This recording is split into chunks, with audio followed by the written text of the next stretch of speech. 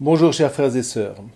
Alors aujourd'hui, 5e dimanche du temps du carême, ce qui veut dire d'une part que dimanche prochain sera le dimanche des rameaux, qui introduira la semaine sainte, et donc, d'autre part, que les fêtes de Pâques se rapprochent. Et ça se sent dans les textes de la liturgie. D'abord le prophète Ézéchiel. « Je vais ouvrir vos tombeaux et je vous en ferai remonter, dit le Seigneur. » Alors vous voyez, devant une telle promesse, on peut évidemment se dire que le prophète est un doux naïf, qu'il se contente de paroles faciles, sauf que ceux qui disent ça sont souvent ceux qui n'attendent rien de la vie, qui vivent pour vivre, et parfois très généreusement du reste, mais pour qui cette vie n'est dans le fond qu'une parenthèse, une fenêtre de vie ouverte par erreur par l'univers, et ma foi, qu'il aura plutôt intérêt à vite refermer.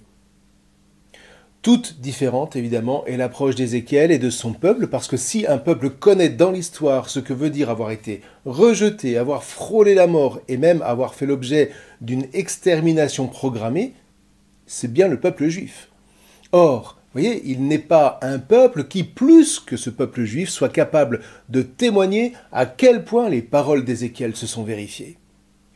Vous voyez, à chaque fois que tout semblait foutu, que le peuple se retrouvait dépossédé, exilé, confiné dans des ghettos ou dans des camps, ce peuple est remonté de son tombeau.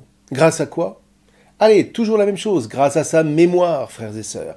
À sa mémoire, à l'histoire de ses pères et de ses mères qui ont gardé, grâce à Dieu, leur espérance et leur fierté pour reprendre et reprendre encore le chemin de la vie au nom de leur mort.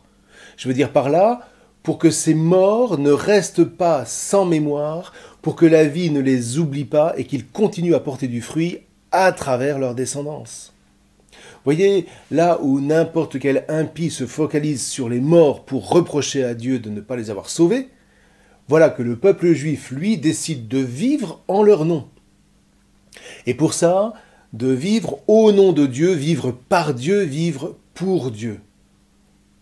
Et on peut aujourd'hui à tout le moins remarquer que depuis 3500 ans, des royaumes et des empires se sont succédés, sont montés et se sont tous effondrés, jusqu'à complète disparition. Mais ce petit peuple juif confiné par les nations du monde, plus souvent qu'à son tour, dans des tombeaux, ce petit peuple assoiffé d'espérance grâce aux justes qui savent maintenir vivante sa mémoire, ce petit peuple donc reste le témoin vivant et véridique que la promesse de Dieu proclamée par Ézéchiel n'est certainement pas vaine.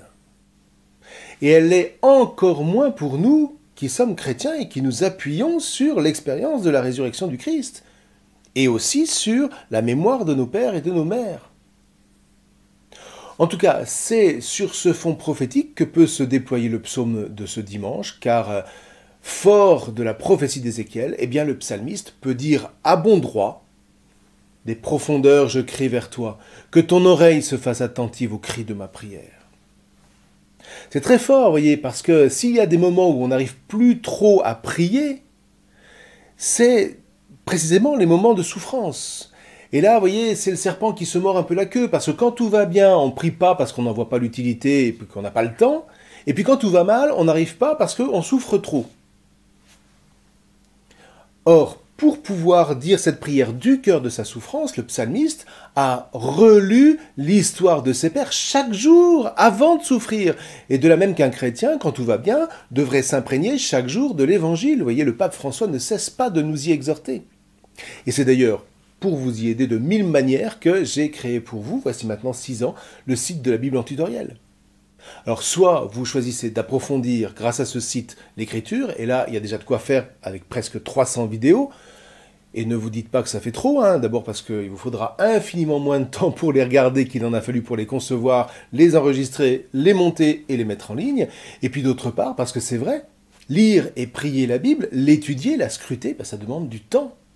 Ce dont aujourd'hui on est précisément le plus avare parce que les jeux et les écrans nous bouffent toutes nos réserves temporelles. Et là où on s'aperçoit à quel point c'est préjudiciable, c'est dans l'adversité. Quand vous êtes imprégné des mots de la Bible, des personnages, des récits, des témoignages, mais ce sont eux qui vous tiennent debout dans l'épreuve. Et à tout le moins, ça s'appelle la culture, qui peut être évidemment plus vaste que le seul giron de la Bible. Mais voyez, personnellement, je suis quand même très très inquiet que nous ne sachions plus transmettre cette culture à nos jeunes, faute de temps, mais faute aussi d'espérance. Vous voyez, de ça, les chrétiens devraient en être plus conscients que les autres.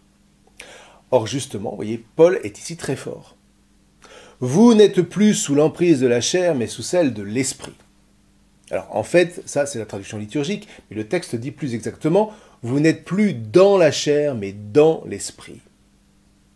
Ce qui ne veut pas dire que la chair soit mauvaise en soi, parce que si c'était le cas, à tout le moins, jamais Dieu n'aurait pu s'incarner.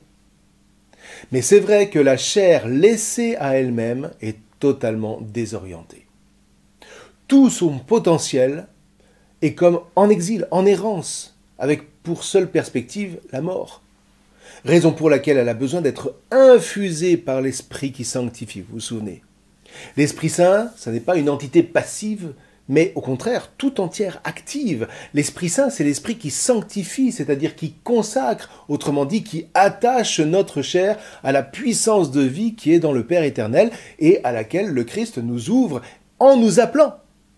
Lazare, ici, dehors, je vais ouvrir vos tombeaux et je vous en ferai remonter.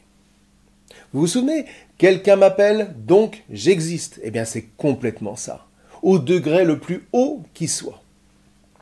Alors, voyez, quelque part, et sans oublier ceux d'entre nous autour de qui rôde la mort, quelque part, eh bien, ces jours de confinement mondiaux pourraient bien, pour ceux qui écoutent, être l'occasion d'un appel de Jésus à sortir des confinements intérieurs dans lesquels nous maintenons notre chair. Le trop-plein d'activités qui font oublier les relations familiales, fraternelles ou amicales, le trop-plein d'écrans, le trop-plein de ce qui en réalité nous confine depuis plus de 20 ans et qui s'appelle la convoitise organisée, qui nous fait courir après des mirages et des mensonges mortels. Lazare, ici, dehors! Alors aujourd'hui, frères et sœurs, eh bien cet appel à l'existence retentit pour vous et pour moi.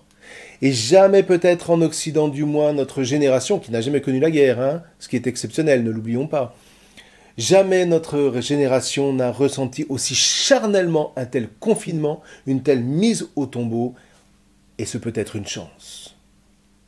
Ce ressenti peut nous sauver en nous faisant prendre conscience des confinements auxquels nous nous étions habitués et que nous avions même commencé à bien aimer. Alors qu'allons-nous faire ? Continuer de courir via les écrans interposés en espérant seulement repartir de plus belle quand la menace se sera estompée naturellement ? Ou alors saisir l'occasion pour écouter l'appel de Jésus ? Toi, maintenant, viens ici, allez, dehors ! Vis avec moi, en moi, par moi, pleinement. Si je suis prêt à écouter, alors oui, Pâques n'est pas loin. Gloire à Dieu. Amen.